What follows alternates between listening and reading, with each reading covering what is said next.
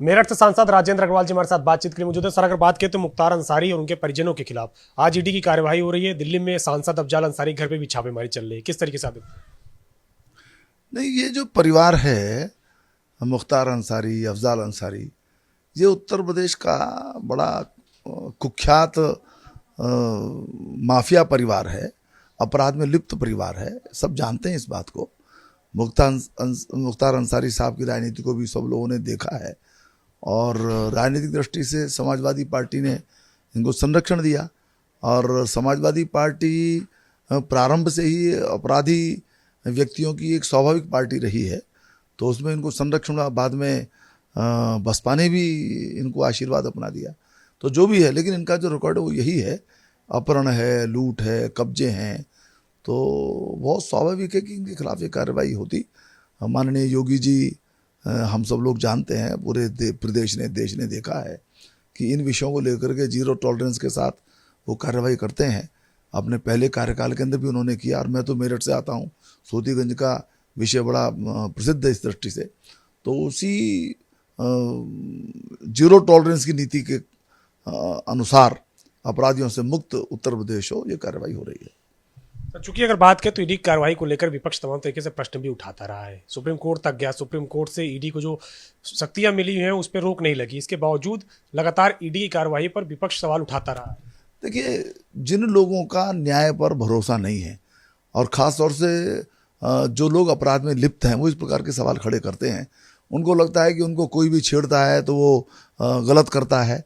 ED एक स्वतंत्र संस्था है और इनका ये काम ही है कि भ्रष्टाचार जहाँ कहीं दिखाई दे उसके खिलाफ कार्रवाई करें। और इसलिए सर्वोच्च न्यायालय ने इसीलिए ईडी की कार्रवाई को जायज़ ही माना है। तो इसलिए मैं ऐसा समझता हूँ कि जिनको भी लोकतंत्र में भरोसा है, जिनको भी न्याय व्यवस्था में भरोसा है, वो ईडी की कार्रवाई पर सवाल उठा ही नहीं सकते। वो यदि निर्दोष हैं तो वो उन पर कोई आरोप सिद्ध ही नहीं होगा। सर, आजम खान के खिलाफ एक और मुकदमा दायर किया गया कि गवाहों को धमका रहे हैं, इसको लेकर के मुकदमा आज फिर दायर हुआ। धमकाएंगे तो मुकदमा तो होगा।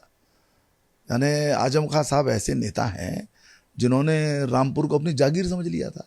वो कुछ भी करते थे, कहीं भी करते थे, जन कल्याण के नाम पर करते थे। उन्होंने गरीबों को सताया, उन्होंने अनुसूचित वर्ग के लोगों को सताया, उन्होंने जो चीज़ जहाँ से उठाना चाहिए उठा करके अपने कब्जे में ले ली।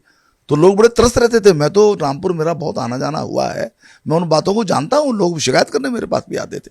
मैं वर्षों तक, मेरे पास पश्चिम उत्तर प्रदेश का काम रहा है संगठन का। तो और इसीलिए जब तक उनकी सरकार थी तो उन्हीं की सरकार थी, वही एक प्रकार से छाया मुख्यमंत्री थे। तब तक कुछ हो नहीं सकता था। जो जमीन उन्होंने चाहिए उस पर कब्जा कर लिया उन्होंने, जिस ढंग से भी करना चाहा। तो अब उनके खिलाफ कार्रवाई हुई है और यदि वो इस क्रम में जमानत पर वो आए हैं, एक न्यायिक प्रक्रिया के अंदर उनको जमानत मिली है, उनको शांतिपूर्वक रहना चाहिए, न्याय पर फिर अपने भरोसा रखते हुए आगे का भविष्य की तरफ देखना चाहिए था। वो धमकाएंगे तो यही होगा। धमकाना इसीलिए है उनका कि उनको पता है कि उन्होंने क्या अपराध किए हैं। सर, एक आखिरी सवाल है। लखीमपुर खीरी इंसिडेंट को हुए 1 साल के ऊपर हो चुके हैं, लेकिन किसानों ने वहां फिर से धरना प्रदर्शन शुरू कर दिया। गृह राज्य मंत्री अजय मिश्रा के इस्तीफे की मांग कर रहे हैं। देखिए, इस बात का कोई औचित्य नहीं है।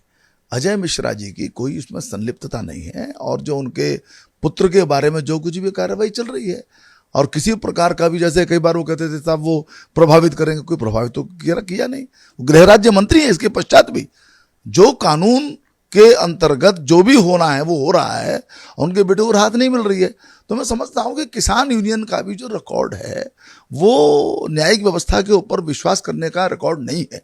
जब वो आंदोलन चला रहे थे, सुप्रीम कोर्ट ने कहा कि भाई इसमें कोई दोष नहीं है, तो उन्होंने नहीं माना। तो ये जो सारी बातें हैं, तो मैं समझता हूँ कि किसान यूनियन को भी समझना चाहिए। उसकी पहले ही साख काफ़ी कम है इस प्रकार के आंदोलनों के संबंध में, और अब उनको फिर मेरा आग्रह ये है कि न्याय व्यवस्था पर भरोसा रखें। जो भी फैसला आएगा उसके अनुसार, जो भी निर्णय आएगा उसके अनुसार कार्रवाई होगी। शुक्रिया से बातचीत करने के लिए मेरठ से बीजेपी सांसद राजेंद्र अग्रवाल जी, जिनका कहना है कि जिस तरीके से ईडी की कार्रवाई हो रही है उनसे केवल अपराधी और जो कहीं ना कहीं दोषी होते हैं उन्हीं को जो है इस तरीके से ईडी के ऊपर प्रश्न उठाने का मौका मिलता है। प्रशांत धर्मतन के साथ अविनाश तिवारी, एबीपी गंगा, दिल्ली।